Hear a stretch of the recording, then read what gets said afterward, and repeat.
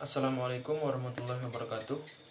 Saya Muhammad Sofyan Asriwatoni dari Prodi Ilmu Kelautan, Fakultas Pertanian dengan NIM C1N020017. Saya di sini akan menjelaskan tentang acara tentang laporan praktikum biologi acara 4, yaitu ekologi. 1. Apa yang dimaksud dengan ekologi? Ekologi adalah suatu studi yang membicarakan hubungan atau interaksi timbal balik. Ekologi mengkaji interaksi antara komponen pada tingkat individu sampai bioma. Ekologi berasal dari dua akar kata Yunani, yaitu eikos atau rumah dan logos atau ilmu. Sehingga secara harfiah bisa dikatakan sebagai kajian organisme hidup yang di dalam rumahnya. Secara lebih formal, ekologi didefinisikan sebagai kajian yang mempelajari hubungan timbal balik antara organisme-organisme hidup dengan lingkungan fisik dan biotik secara menyeluruh. 2. Jelaskan peristiwa yang terjadi pada masing-masing unit percobaan ekologi menggunakan hidrilla ISP dan ikan cupang.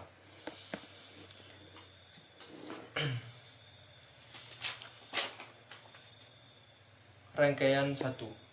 Berdasarkan data hasil percobaan pada rangkaian 1, yaitu T1, T2, T3, dan T4 yang ditempatkan pada tempat yang terkena matahari, terdapat perubahan dan perbedaan yang terjadi pada setiap botol yang isinya berbeda-beda. Pada T1 berisi 1 ekor cupang. Kondisi air setelah 6 jam sampai 48 jam tidak mengalami perubahan, yang tetap bening dan keruh. Namun kondisi ikan yang tadinya lincah setelah 24 jam, kondisi ikan tersebut mulai bergerak lambat, lebih banyak diam, dan lebih sering berada di permukaan air.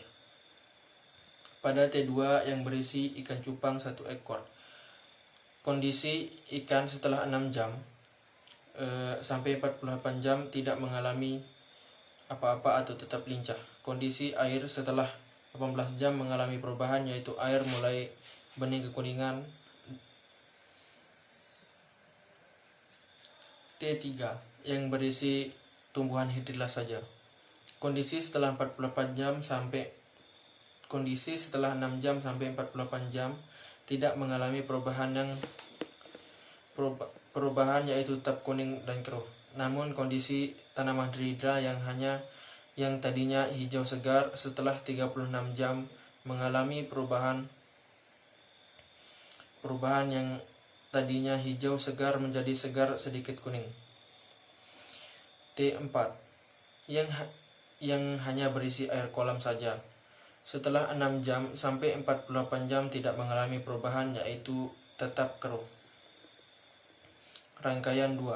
Berdasarkan data hasil percobaan pada rangkaian 2, yaitu G1, G2, G3, dan G4 yang ditempatkan di ruangan gelap atau bisa juga di dalam kardus yang ditutup. Terdapat perubahan dan perbedaan yang terjadi pada setiap botol yang isinya berbeda-beda. Pada G1 yang hanya berisi 1 ikan cupang, kondisi air setelah 6 jam sampai 48 jam tidak mengalami perubahan, yaitu tetap bening dan keruh. Namun kondisi ikan yang awalnya lincah setelah 24 jam, kondisi ikan tersebut mulai bergerak lambat dan lebih lambat setelah 30 jam. Setelah 36 jam, ikan lebih banyak diam di dasar botol dan warnanya mulai memudar dan semakin lemah setelah 48 jam.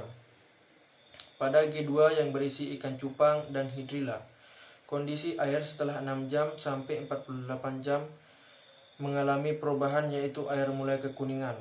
Kondisi ikan setelah 6 jam sampai 24 jam tetap lincah, akan tetapi setelah 48 jam ikan lebih banyak diam di permukaan dan warnanya mulai memudar.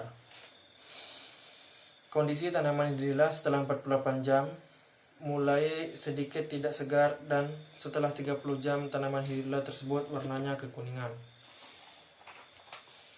G3 yang berisi tanaman hidrilla saja. Kondisi air setelah 18 jam mengalami perubahan yang tadinya bening keruh mulai kekuningan. Kondisi tanaman hidrilla setelah 6 jam tetap segar. Setelah 18 jam tumbuhan hidrilla mulai menguning dan terlihat layu setelah 30 jam. Pada G4 yang hanya air kolam saja, setelah 6 jam sampai 48 jam tidak terjadi perubahan, yaitu tetap keruh.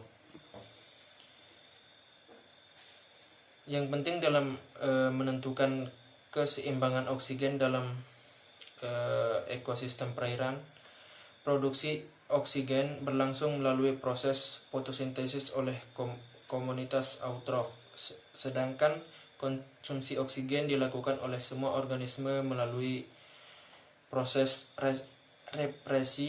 respirasi dan perombakan bahan organik. Mungkin hanya ini yang saya dapat sampaikan. Sekian dari saya dan terima kasih. Wassalamualaikum warahmatullahi wabarakatuh.